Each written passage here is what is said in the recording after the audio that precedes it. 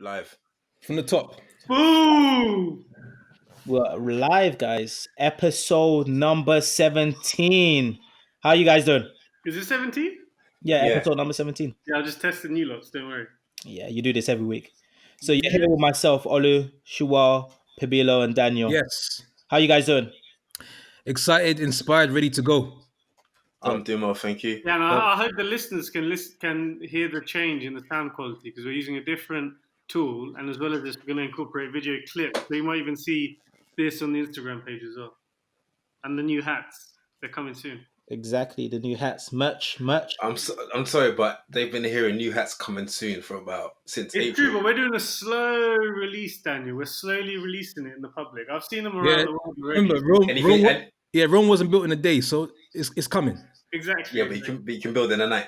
But anyway, if you saw our Instagram stories, we do have some of our listeners who are rocking those Take Flight podcast hats. So hopefully you like them. And like Shuel said, merchandise coming soon. Slow release though, slow and exclusive. So on this week's episode, we're going to be doing a topic on personal finance management. So how do you manage your money? And then we're going to go to a book recommendation, which will be taken by Pabilo. So Yes, sir. Stay tuned and let's get started.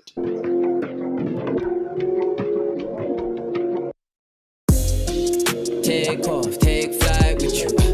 For we never fly, but we're flying. So, personal finance, what does it mean? Money man, money Pete. No, don't call me Money P. That's Why don't you like that? Why don't you like that title? no. There's more to me than just that. Come on. He sounds like a very, Husband, husband, son, friend. P, you need to, if we're doing these Brother. recordings, you need to sit directly into the camera, bro. People want to see that face. You're doing what Ollie Oh, did. you? Oh, okay. Alright, cool. You sound a bit insecure. There's more to me than just my money. Come on. I'm painting that picture. No, but personal finance. No, guys, this is something which, as mentioned before, is close to my heart. And I think this is going to be a really, really interesting one and some which is going to be a lot of value for our listeners. So, Olu, you mentioned, like, what does personal finance mean? So for me, it's just like, really simply put, sort of a tracking of your income and expenses, running budgets, running sort of planning cycles, with the objective of putting yourself in a better financial position at a future date. Yeah. No, I think me talking from working in finance, I connected to really 5 key pillars. So one is like your income. One is how you're spending that income, looking at how you're saving, how you're investing, and what sort of protection you have for your family or in case anything happens. So it's really those 5 key pillars, from organizing and planning to actually how do you track and then put those into action. So that's what I think about when I think of personal. Yeah, I like that. Did you just come up with that off the top of your head? Because that sounded Nah, pretty... he prepared. He was doing notes. before. I know, Maybe exactly. I'll repeat that later on in the episode. But you guys need to do your prep work. No. Yeah, preparation is key. Sure, go ahead. What does it mean for you? To me, it's just basically the cornerstone of a topic that we talk about a lot, financial freedom. So I think I saw a post on Instagram that if you can't manage $1,000 or £1,000, then how you expect to manage $10,000 or £10,000 effectively. So Yeah. I think if you get those principles correct in your personal finances, then no matter what level of your income, be it 1,000 or 10,000, then you've got the foundations in place to try and expand on it. They can ask me. Just to summarize, it's basically No, we're not going to ask Daniel. Let's just move on to the next. It might make sense to actually have Melissa on. I swear in a previous episode, Daniel said that she manages the finance now and everything. Yeah, actually, I might as well be redundant. I might as well not be in this episode. You can share some of the techniques that you was doing before you handed it over to Melissa. Well, that didn't work. No, but to me, finance management is simply just being aware of income, outgoings, and your overall finance. I just see it as almost like a calendar or your diary, but just with numbers. A calendar in your diary, just with numbers. Yeah, no, I said it's like a calendar it's like your calendar or diary, but just with numbers. Okay. So you know what you're doing today, you know what you're doing next week, you know how much money's in today, you know how much it's going to be next week, you know what you're going to spend, Yeah. so on and so forth. So simply that. So is everyone in this call tracking their personal finances, and how religiously you guys doing it? I can speak on behalf of my household. Yeah, it's being tracked. I'm not doing it, but it's done. It's done religiously. Yeah. No, I used to do it, but it's Melissa wanted to try it, give it a go. So I said, okay, go on, give it a go. So anytime we go out or money spent, I bring the receipt, put it in an envelope, and it's done. It's logged. Everything's logged in a spreadsheet. Yeah. Okay. But what made you start that? Exactly. Before we get into that, I guess it's like, what made you? Do you got declined? What made you actually say, you know what, it's time to manage my? I think you might be talking from experience about the decline of card, but I think it started for me after when I started working, really and truly. If I'm honest with you, before university, you just made sure you paid your loan, your accommodation, and just enjoyed yourself with the rest, and you didn't mind that balance going down to zero.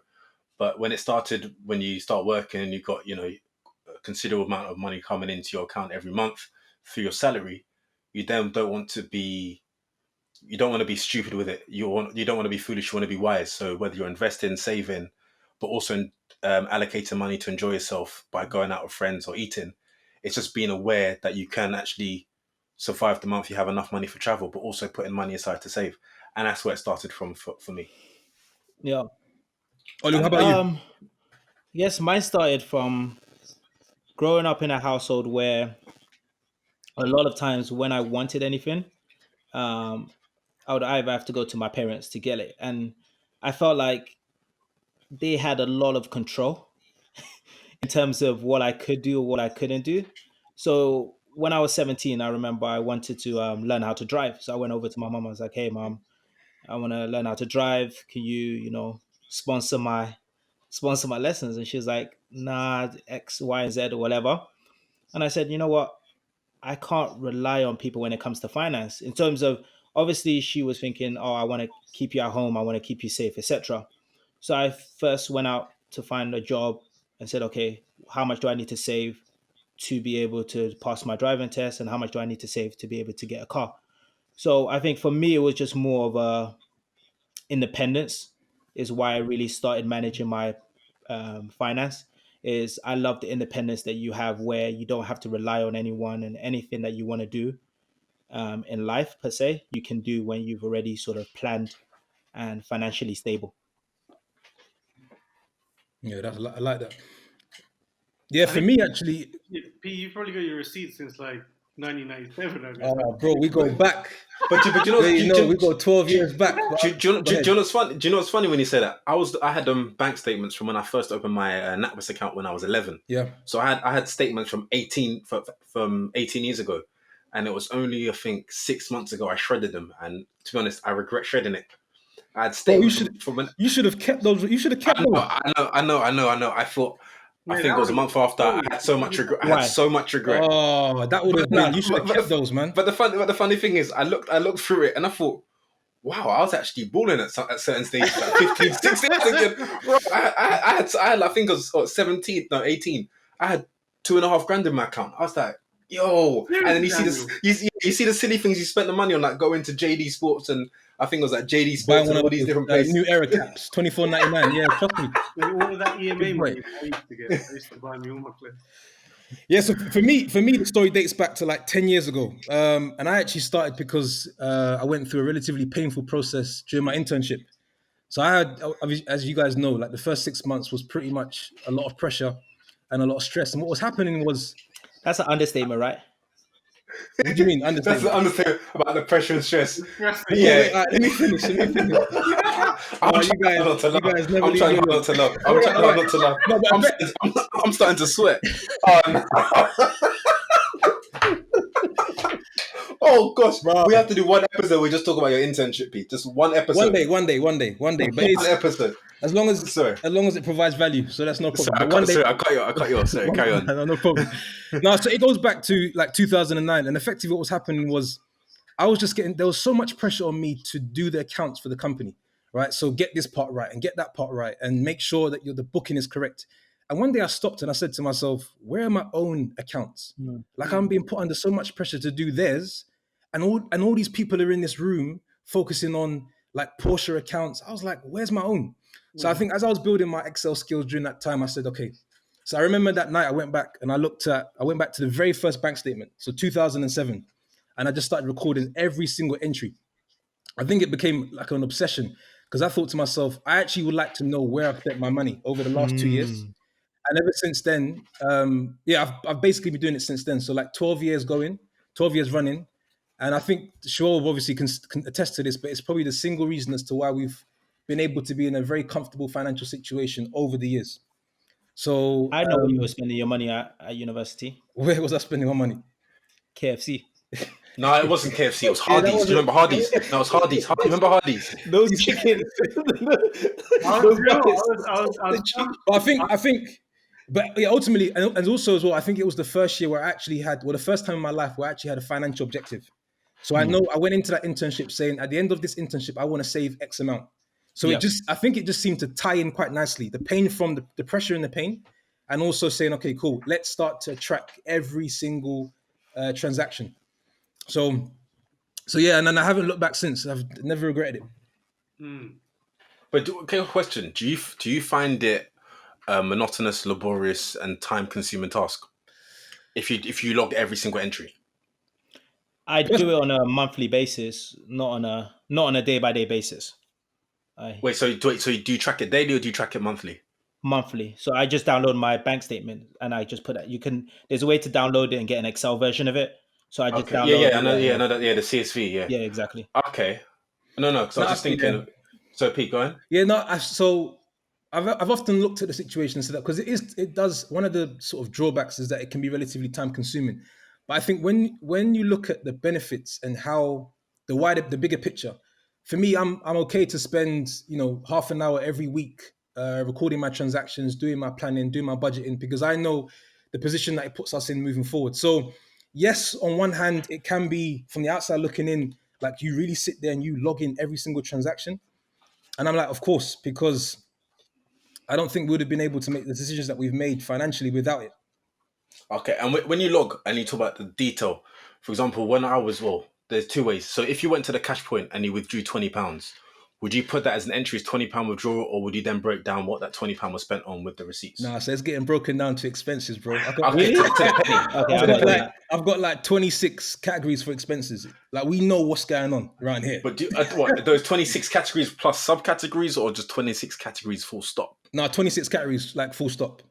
Okay. We're gonna go to that. We're gonna go to that detail. We're gonna get to that detail. It's funny you say that. Let you all say why. We'll get to that detail about how we track. Okay, cool. Just really quick, just to close that point, is that there were a number of years where I actually had a large sums of like just cash being withdrawn. So I wanted to know exactly where that was going. Okay, yeah. So that's why I started to break it down. Okay, cool. Yeah, just a bunch of cash just coming out of your account, yeah? Come on. from EMA days, I'm getting my £10 a week. I'll sort it. Why did you start? EMA was a lifeline. To be very honest with you guys, I was terrible with money all the way through. I thought you were always going to say I haven't even started my... I was going to say, to be honest, guys. College, uni, like I used to work part-time throughout college. Used to work at Gap, shout out Gap.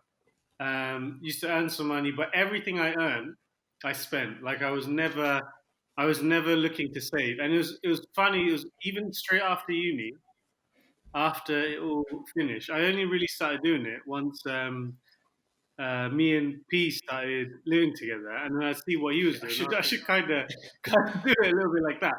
And then the way that I would track it is I'm very, very high level. I would just look through my bank statements, and if anything is looking a bit strange, then I'd follow up. But otherwise, I get a rough flavor of where my money's going. But in terms of really saving and looking at my expenses, it only really started probably 2012. And that was when, once I started to look at my expenses and manage them a bit better, that's when my savings started to grow faster as well. So, yeah. I got to give P the credit for that one. Love, appreciate the love. Look at you inspiring people, huh? No, but I think, sure, you touched on probably one of the biggest benefits of actually managing your own personal finance, because I think a lot of times when people hear personal finance, they think, oh, just another way to spend less or budget. But actually what it does is it raises the awareness as to where your money's going. So for example, if you're someone that, let's say, lives the quote unquote paycheck to paycheck, and you're someone that indulges in sort of high-end fashion designer clothes, we're not. Sounds like someone familiar. Personal finance doesn't necessarily mean you stop spending in those areas. It just gives you a sense of how much you are spending. So it gives you effectively a picture where you can then start to make decisions from.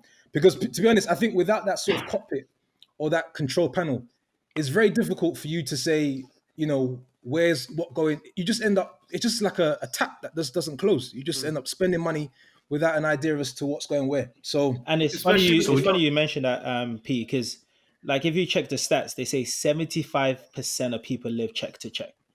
Like when you're saying, oh yeah, it's not about check. No, that is actually the big problem. So many people. But just to add to that stat, most people are in the red. They don't know it. Exactly. And it's like because of credit. One emergency happens and you're screwed. You're in debt. I remember one time at university, my engine just packed up. Just stopped. Just stopped. What the head was it? Was it the head gasket? It was a Peugeot. It was like one of the bands or whatever. No, I'm talking about was it the head gasket of the car? Oh no. It was parked. Okay. It was winter time, and I was just trying to crank up my engine to like get started. I had to pay, I think it was £800 for a new engine, and that's university days. So unless you have that savings or that money there, how am I getting to work with no car? I was coaching at that time. I lose all my income. It's just making sure you get out that sort of rat race and get it, because like I said, 75% of people are living check to check. So that's why personal finance is so important. There's been a couple of times as well that I've been telling PP this month, allow the savings. Let's just live. Nah. So he said to me, like back in 2012, he said, "Yo, Pete, imagine, if 1 month we went by and we didn't allocate our savings. We just spent the whole check." And I said to him, "Listen, I'm gonna die before that happens. It just can't happen. I just can't do it. It's not possible." And I think it's not even because we wouldn't necessarily use that to invest in experiences and have a nice time, because we definitely know how to spend. That's both of you would be homeless. You guys will forget to pay your rent. You guys will forget. But it's more. I think by that point, So we're talking about 2012, and I'd already been managing this probably for the last 7-8 years. So you find yourself in a routine and a habit whereby you actually start to have a responsibility around being smart with your resources. So it actually becomes quite difficult to actually say, let's just forget it this month. You're sticking to something which is working for you. A couple of times you were close. Nah, never close. Maybe I gave you that impression, but I'm telling you. What about your trip to Miami? Wasn't that close? Yeah, that was. See, this is the thing. The trip to the Miami trips and all of the Southeast Asia trips, all of that Excel based, managed. Daniel, remember when we were sharing the Excels around who owes what, etc. It's all in the same spirit. You're trying to tell me detail. You're trying to tell me the Porsches in an Excel? Oh yes, the Porsches. That's miscellaneous. It was a miscellaneous expense that went down for that one. That's goodwill. I think we should stick on the topic of personal finance. I wanted to say something about that with when you said about Sherelle said, how about 1 month we don't allocate what we put to savings and spend it. Just to clarify, I actually said 3 months.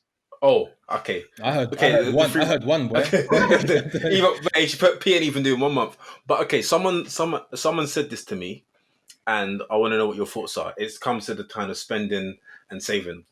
Because last year I kind of thought about money because I was earning a predictable income monthly for the first time, but I didn't know how to manage it. I got a little advice, but not much. To be honest, in hindsight, I'd say I squandered a lot of it, but I did use some of it for good too.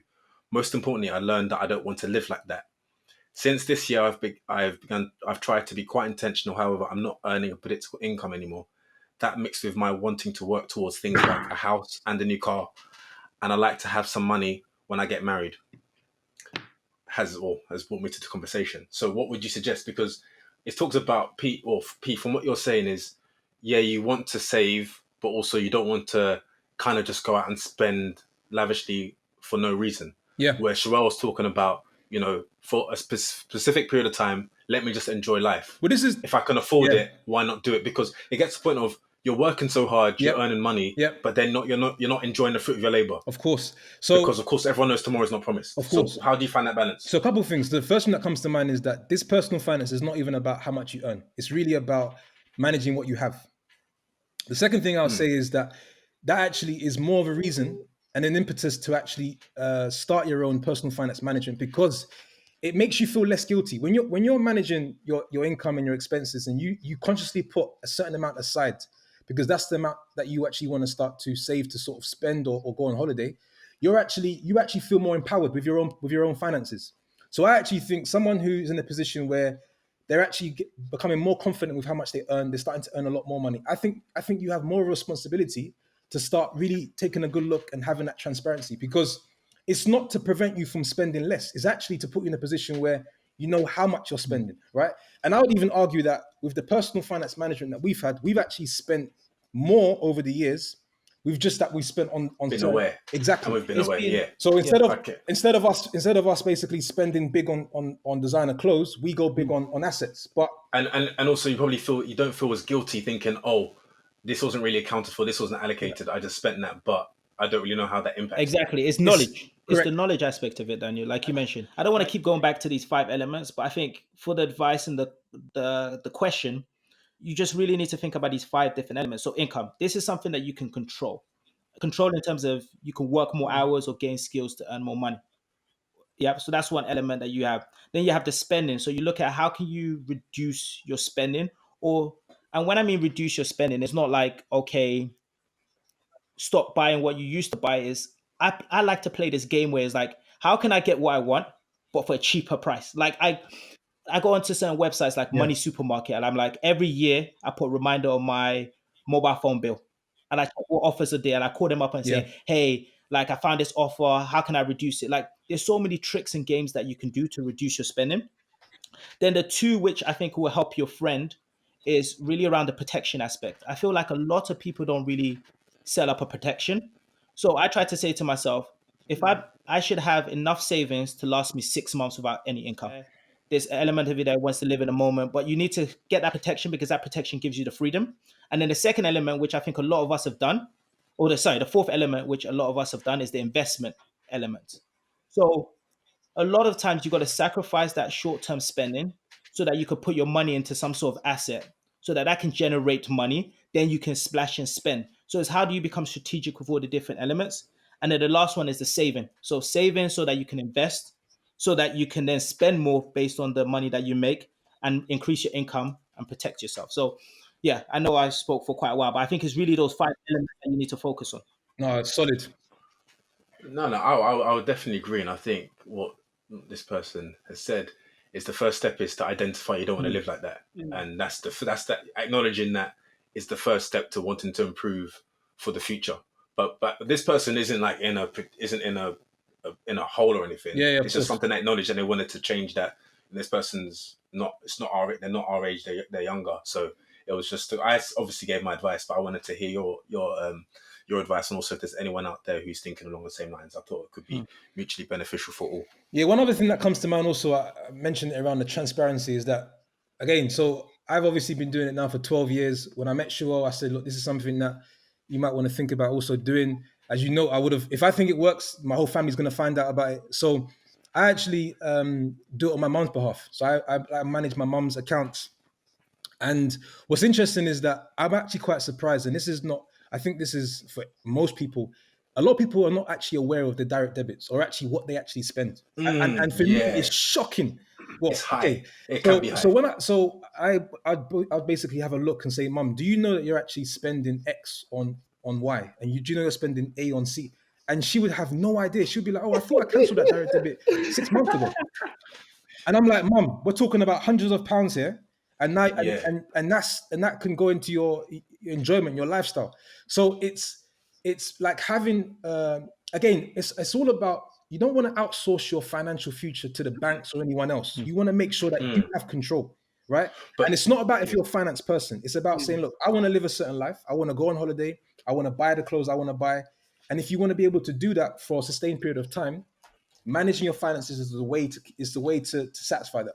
Just quick. No, Pete, I would even say, that direct debit piece is very important for everyone, because I think all of us have some sort of direct debit, and you don't realize the true cost until you add everything up and think, wow, I'm spending that much on a monthly basis on direct debits. But also that can also spur you on to think, like Colin was saying, go on to some money advice website, or compare the market, Money Supermarket, or whatever it may be, to try and find a cheaper deal, something that can beat your current rate and ultimately save you, a few hundreds Every each month. every Each direct year. debit you set And that up, does make a big you difference. should put in your calendar the moment you set up, when is the expiry date, when does it finish?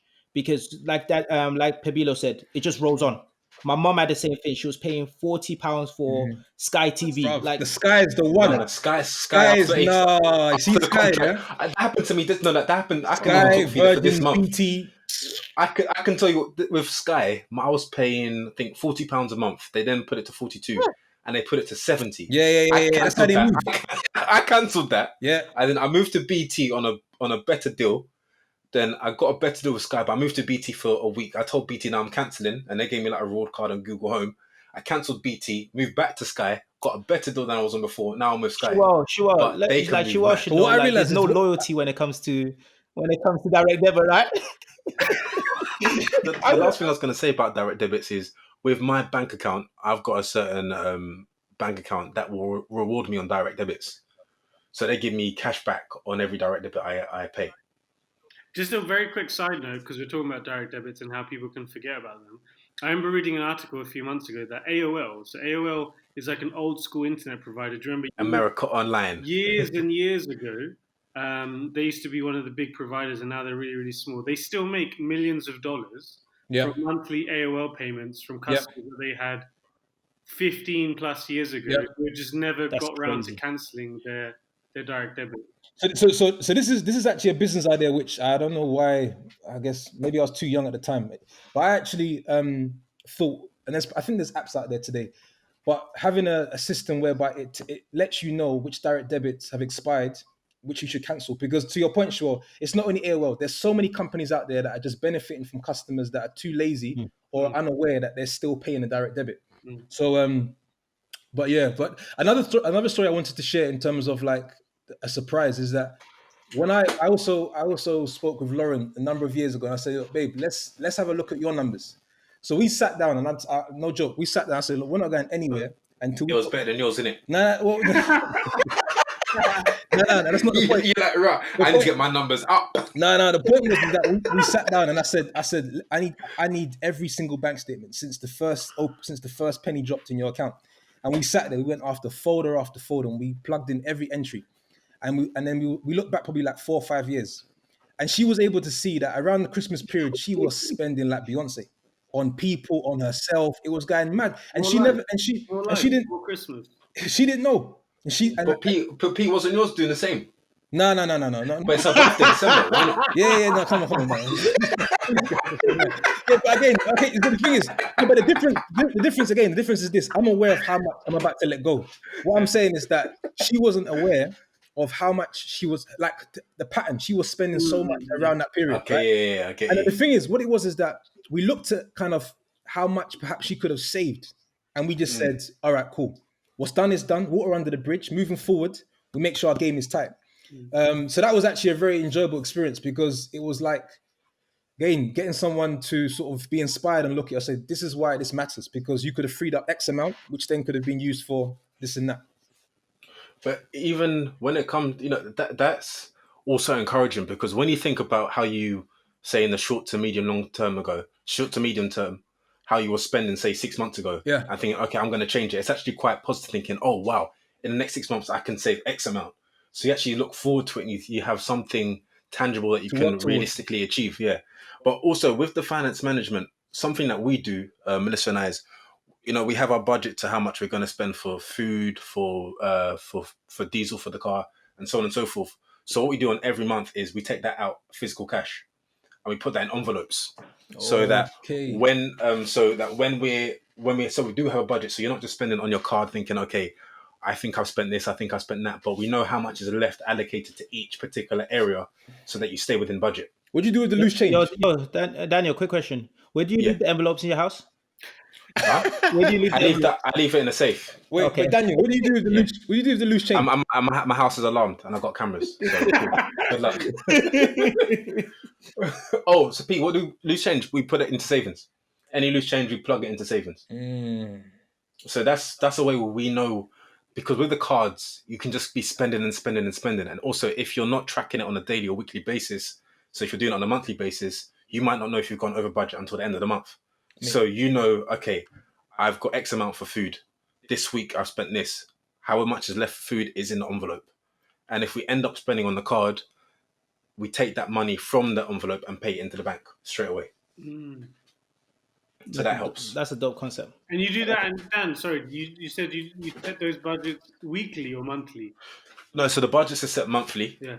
But then budgets are set monthly, and we take that money out for each allocated area every month. So we have And you household look like goods. you work behind the bank right now, boy. You look like you work behind the window. He's about to dish out. So that also helps. So when we do have the receipts, it goes straight into the envelope of that particular area, and it's worked well. So how long have you been using that system? This has been, I think, the 4th month now. And so far, so good.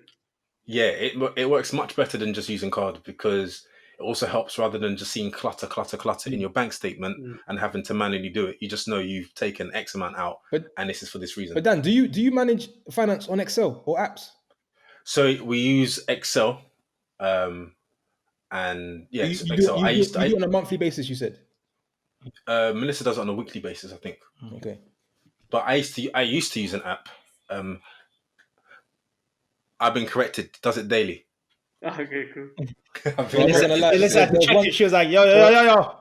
Bro, she could hear me. She's like, no, she does it daily. There was one time in my life, every 6 hours, bro, I was on my... No, but Pete, I remember, the thing is with Pete, I remember, was it in Switzerland one time? I think we were in Zurich, and you were like, I can't remember what shop. I remember what shop we were in.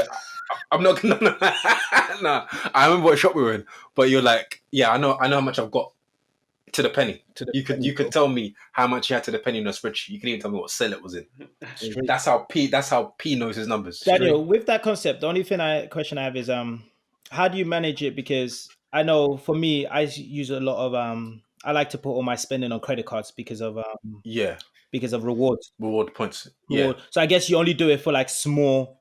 You don't do it for like any large. It's more like not for large purchases. So we really have it in 3 categories. So we have household goods, we have fuel, and we have food. Okay. Yeah, makes sense. So we're not gonna do like an envelope for everything and then one for travel. Yeah. No. But we do have a budget for travel. Yeah. Dope. So I think Daniel's shared a tip. Why don't we go to? I know we wanted everyone to go around and share some tips. So I think that was a great tip that Daniel shared. Shual, do you want to share a tip? Let me think. Pete, or you go next. I can go next. Yeah.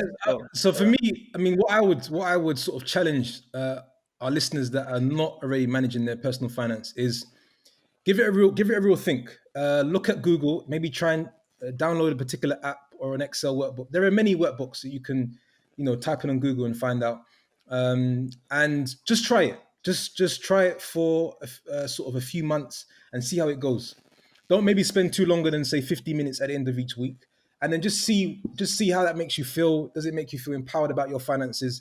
Because if there's one thing that I would love to do is have everybody in the world sort of managing their personal finances for the visibility. So my tip is for those that are not managing their finances, make it something to do next week or next weekend, and just give it a go.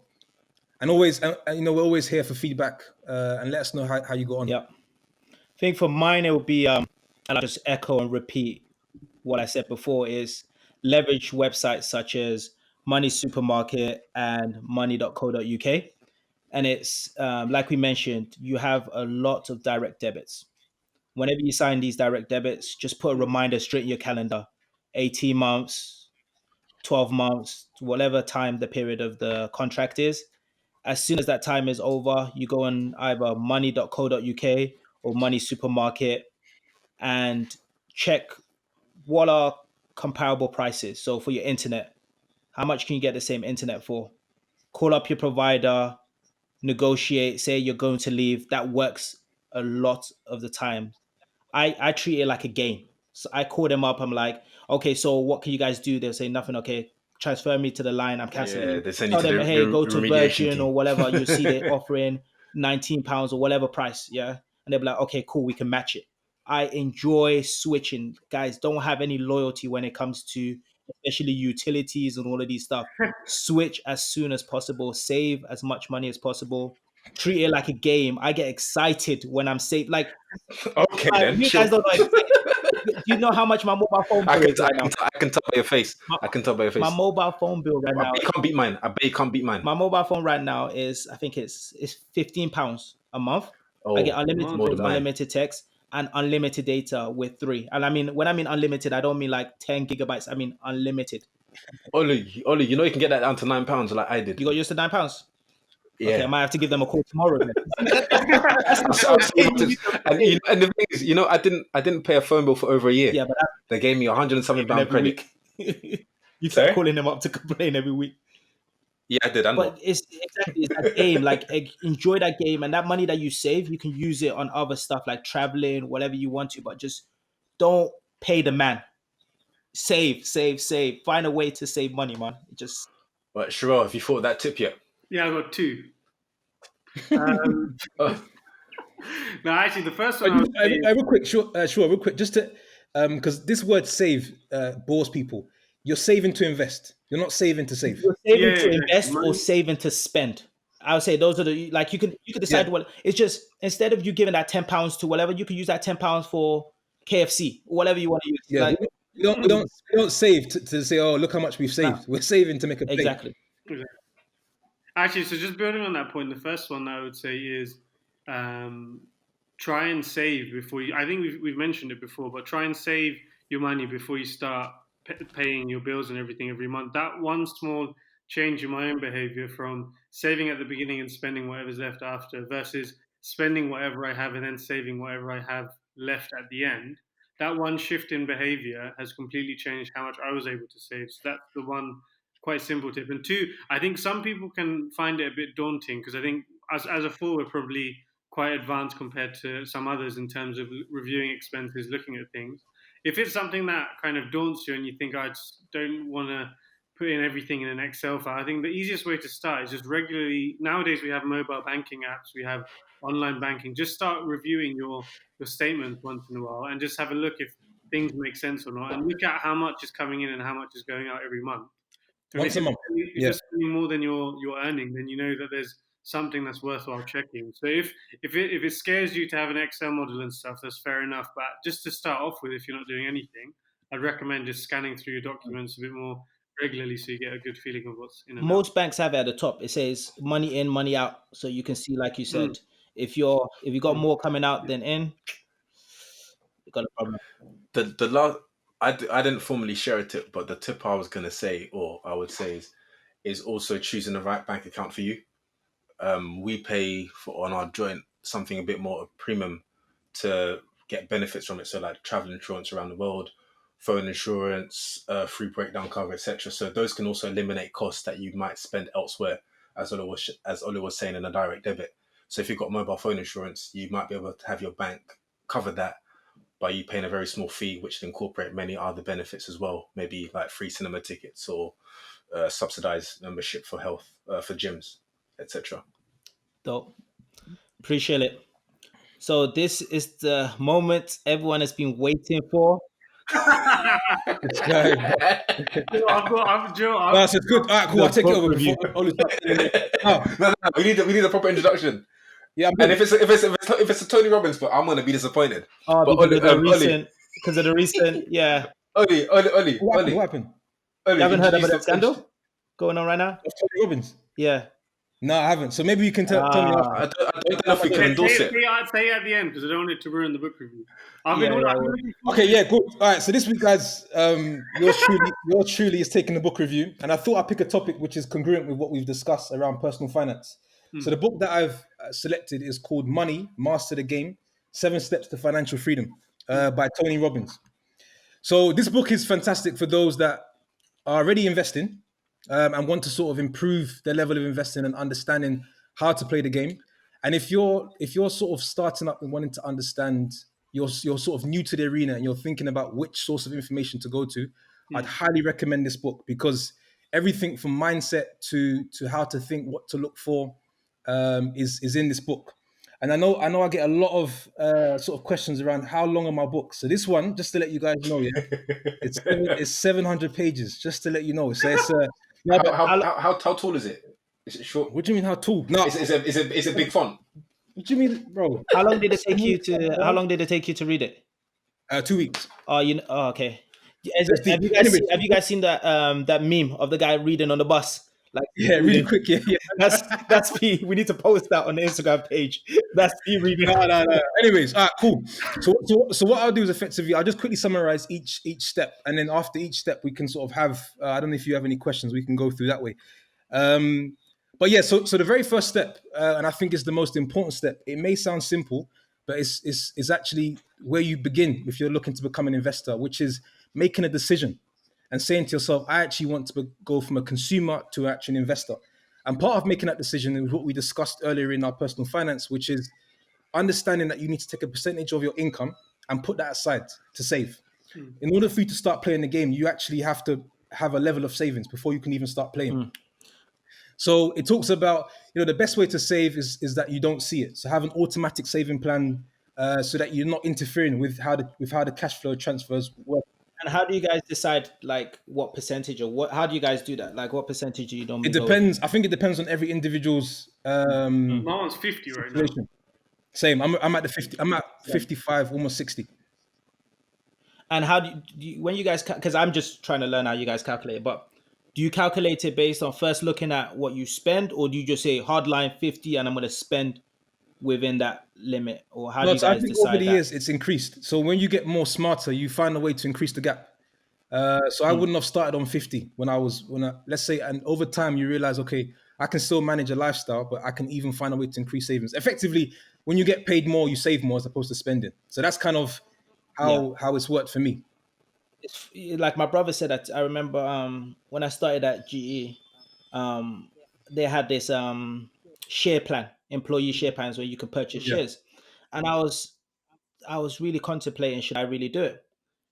And my brother said to me, "Look, see, as money you've never received. Coming out of university, you've been able to live life at a certain budget. It's easy never to increase your income per se if you're putting into savings versus spending and living a certain lifestyle and trying to then reduce it. If like it's whenever you earn more income, the first thing you should do is not try and spend more, like you mentioned. It's really how can I save more and invest? So this is key. This is all actually in the first step. And there's a few key messages, and that one, Olu, is one of them. It says, have you noticed that no matter how much you earn, you find a way to spend it, right? So it's really important that you try to understand that to play the game and to play it well, you have to try and increase the gap between your income and expenses. The other thing that hit hard for me when I read it was that it says you're already a financial trader. And because for those that work a 9 to 5, you're already trading your time for money, which is the worst trade that you can make. So why not learn to play the game properly? And then the other key message was it's impossible to earn your way to financial freedom. You have to find a way to invest the savings that you have. Otherwise, you will find yourself working until the day you're dead. So there was a lot of sort of key messages in the first one, but ultimately the step one is about making that decision to play the game and to put aside a certain amount each month. It concludes by also talking about the power of compound interest. So Albert Einstein spoke about how this is the most powerful tool in the 21st century. And there was a story that Tony Robbins shared, which is actually, it would be quite hard to imagine, but it's the truth because of compounding interest. There's a gentleman by the name of Theodore Johnson, and he worked for UPS and never earned more than $14,000 a year. But he decided to put aside 20% each month. And that's because he started early and because it compounded. By the age of around 90, he had about 70 million in his investment account. So that's just an important story for us to understand the power of compounding interest. Step number 2 is around sort of becoming an insider and learning the rules. So it talks big around what you don't know will hurt you. And there's a few myths, and I'll sort of share some of the myths. And the first myth it goes into, it talks a bit about mutual funds. And it says how 96% of mutual funds over a sustained period of time do not actually beat the market, right? So many people have retirement accounts, have mutual funds, which believe are actually going to work over a 25, 30-year period. But one thing that they tend to overlook is the fee structure. So this helps to break down and help people understand, you need to really understand that because of compounded interest and the fees, it can be the difference between earning it's the difference between a couple $100,000 at the end of your investment plan. So most people actually don't know the fee structure within their particular within the investment plan. One of the other myths as well, yeah, is it talks about not chasing the performance of the stock market. It's not trying to time the stock market or not trying to sort of pick particular stocks. So more focusing on like index funds, which you guys The know. index is track it. It's just track. So you just Exactly. track like S&P 500 or the By FTSE. tracking, you have a situation where you're owning a piece of every stock in the market, as opposed to trying to be the guy that picks a stock which you think is going to perhaps pop at a later stage. Have you found because I've heard that one about the tracking and it's very interesting, but do you sometimes feel like you might have missed the wave? I think a lot of people might say, "Oh, I've missed the wave." I'm waiting. Or is that because the cryptocurrency story? No, crypto's popped back up, you know. I'm waiting. Yeah, to 7,000. Yeah, crypto's gone back up, you know. Yeah, we're looking good. We're looking good. I might have to. We're looking good. No, but Oli, back to your point. Back to your point about Oli. Back to your point about do you think you've ever missed a wave? I don't think it's ever too late. I think you can always jump on at some point and to benefit from something. But it may not be that specific, but maybe a variation or a subsidiary or a derivation. So, P, I think I read this book probably last year, and after I read that, I was like, yeah, I want to invest in a fund tracker. Yeah. But then every person on TV who was smart or online was saying, yeah, recession's coming. It's coming. Like it's going to be a deep one. Well, yeah. Let me hold myself back and wait till all the markets colossally drop, and then I'll start investing in the tracker. Because right now you could argue that all the markets are probably at an all-time high, which most of them are. And now it's been a year, things have continued to increase, and because I was just sat on the sidelines, not investing in any trackers, nothing's been gained. So, But then that's similar. Do you guys have pensions? Yeah, it's pensions. Yeah. It's just that it's like having a fund. But do you ever review the fund that your pension goes into? No. So this is actually that's a point where you're missing out, because you could be, whilst you're young, you can put into a riskier fund to get your better interest, and then as you get older, move and manage your fund so that it's in something a bit more stable and has a lot less risky stocks in it. Yeah. Because that's something we should all constantly and actively do. You can change it as you want, yearly, quarterly, whatever it may be. But that's a way to make sure that you're getting the best return of your pension at a younger age. And it's taken away the emotional connection to it. So, Shuo, I think, let's say, for example, you start investing in an index, and the way compounding is supposed to work is, even if the markets crash, if you continue investing the same amount, 10%, 15%, 20% of your salary, when the market goes back up, that compounding you basically make up your loss based on the fact that those the profit's gone up over a period of time. So compounding is one of those things. If you're doing it for 1 year, it doesn't make sense. But I think the story you mentioned, P, if you're doing it over 20 years, this is all long term. He did 5 decades. He did it 50 years. This is all long term. So this is a win in 50 years. This game that we're talking about when it comes to investing, we're talking about 25, 30 years. That's when you really see you get to benefit from the gains, because you will have the ups and downs in the market. So yeah, but just to finalize on step number 2, so the fourth myth, and actually maybe on another episode, I can actually share my personal experiences around mutual funds and also this myth I'm about to talk about now, which is many people think that financial advisors and brokers are actually on their side, but they actually only have to provide you with a suitable product. What people should be looking out for is what is called a fiduciary, because they're independent and they're registered to provide you with not only a suitable product, but something which is actually to your benefit. So this was something. I might have to get rid of my financial advisor. No, but we can talk offline and then maybe prepare it for another episode. But these guys, and I've been firsthand, they provide you with something which is suitable. But because you're not sort of aware or don't know, like, maybe I'll ask you a question, Daniel. The plan or whatever your financial advisor has offered you, does that person own the same plan themselves? Yeah, they do actually. Oh, they do. They do. Yeah, they do. That's pretty rare. But okay, so step number 2 is really around becoming an insider and learning the rules. And then there's 9 myths. So it breaks down what people kind of overlook. The third step, which I think is really important, and I would sort of make this sort of homework for our listeners, which is we need to define the price of our dreams and get very specific in terms of how much money we want and how much money we want to make in the future. Because if you tend to ask, if you ask me years ago, if you ask anybody else, how much money do you want to make? They usually give you a lazy number, 1 million, 10 million, 100,000, a number that has multiple zeros in it. But actually, if that person was to sort of break down and calculate exactly what you think you need or what lifestyle you want to live, you're very probably far off your estimates. So I went through this exercise, and what it helps you to do is first calculate your financial security. So just list out your basic needs, how much that costs. Then calculate your financial security, so the cost of your lifestyle right now. Then calculate your financial freedom, so the cost of the lifestyle that you want to live, and really getting specific. And then also the financial fund, anything that you kind of want and never have to worry about money again. And why I think it's helpful is because I think most people realize they don't actually need as much money as they think to live the life that they're actually dreaming of. So step number 1, making a decision, and step number 3, I think are sort of 2 key steps for our listeners if they are interested in sort of taking action on what we spoke about. And just to quickly wrap up on the remaining steps. So the 4th step is about asset allocation.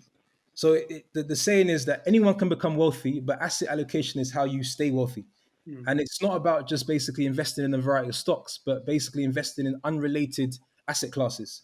So understanding the importance of having real estate, understanding the importance of having equity and different asset classes, because across different markets going up and down, different asset classes perform better than others. So that was something which... Go ahead, Dan. So basically, people should go and listen back to episode 8 and episode 9. Sorry, I cut you off. Yeah, no, key. And then quickly to summarize step number 5, this was interesting as well. It was once you've sort of followed those steps, then it talks about creating a lifetime supply of income. So the key message for me was talking about how to rebalance your portfolio. So looking at it every 6 months to make sure that you have the right level of risk. And one of the key things that stuck well with me was that I know I've been approached and I've been pitched certain investment plans, and they've said to me, we're going to give you a very, very balanced portfolio. We're going to have you 50% equity and 50% debt. But actually that's wrong, because the level of risk on both asset classes is completely different. So it's not 50-50 is not a balanced portfolio. So you're not comparing apples to apples, you're comparing Straight. apples to pears. So it's like these are all fundamental learnings that people need to understand when trying to play the game. And there's one thing also I'll mention which is powerful. It's called the All Seasons Portfolio by Ray Dalio. So if you get the book, you'll learn what that's about. But that will put you in a very, very strong position across multiple seasons and different market situations. The last 2 steps, step number 6, it's actually called Invest Like a Billionaire. So it has a number of different case studies around Carl Icahn, Warren Buffett, Ray Dalio. And the 4 principles are effectively: don't lose money, seek asymmetric risk versus reward. So many times that we think in order to win big, we have to risk a lot. But a lot of these guys, they know how to invest and have huge upside with very little downside. The 3rd one is anticipate financial disasters. So these guys are very, very good at knowing when to sort of rebalance or reposition their portfolio in the case of a downturn. And then the last one is never stop learning. These guys are always looking to learn more information, understand more, how can they better themselves. And it becomes a point where it's no longer about the money, but more about how to play the game more effectively. So again, a lot of key takeaways. And then finally, step number 7, what I love about it as well, because it wasn't just solely about money, it speaks about creating a life of meaning. So once you've gone through these steps and you spent years sort of working on these areas, it talks about, invest in experiences, invest in other people. It talks about the importance of giving. So the secret to living is giving. And then one thing what I like also, it says, try to pursue the 6 basic human needs, which is certainty, uncertainty, growth, significance, contribution, love, and connection.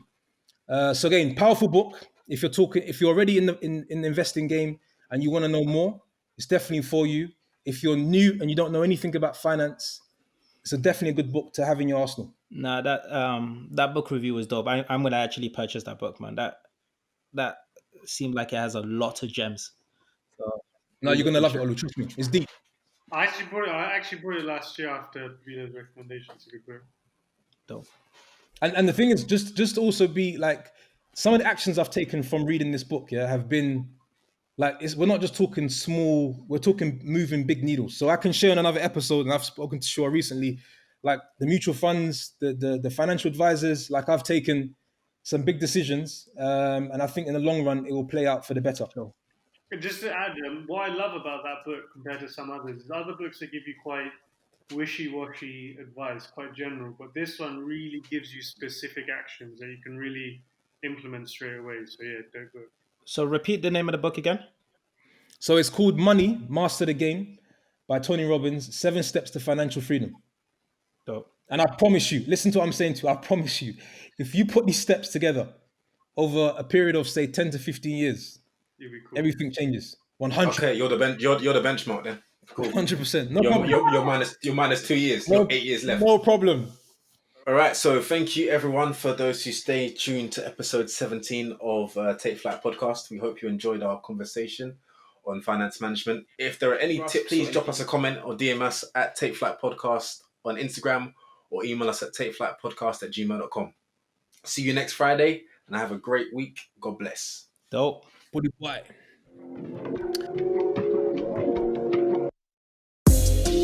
Take off.